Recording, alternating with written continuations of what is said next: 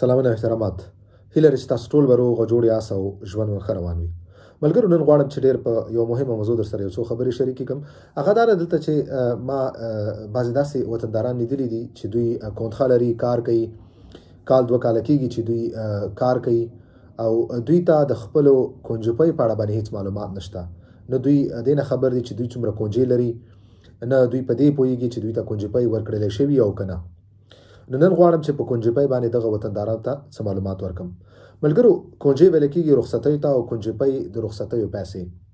په فرانسه کې قانونا په کال کې هر کله چې ته کار کې ته کونتخه لري، په کال کې ته 15 هفتې یا 13 کاري ورځې ته د رخصتیو حق لري او دا هغه رخصتۍ دي چې دی به تاسو ته پیسې درکولی کېږي. نو دې ته کونجپۍ ویل کېږي. هغه روپۍ چې تاسو سره دغه رخصتۍ درکولی کېږي هغو ته کونجپۍ ویل کېږي.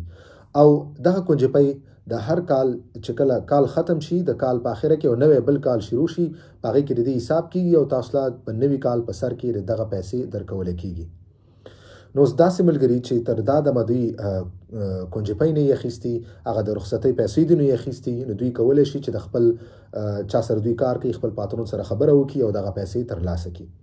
لکه اوس څرنګه چې 2024 ختم شو، دا ستر دی 2025، نو دا هغه وخت دی چې تاسو د خپلو کونجو د خپلو رخصتیو حساب وکړئ د خپل د مالک سره، چا سره چې تاسو کار کوئ او د هغې ته تاسو پیسې واخلئ.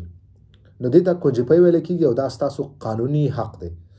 کله چې تاسو فرانسه کې قانونا کار کوئ نو په کال کې تاسو 15 هفتې یا 13 کاري ورځې تاسو قانوني حق لرئ چې تاسو رخصتي وکړئ او د دغو رخصتیو به تاسو ته پیسې درکولی کېږي.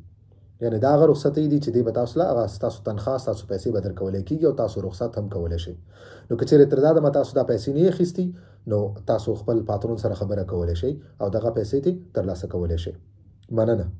که ملګري پوښتنه لري نو تاسو خپله پوښتنه دلته کمنټ کولی شئ. انشاءالله په خپل وخت به زه ستاسو پوښتنو تاسو ته جواب درکوم. ویډیو همدومره وه. په مخه.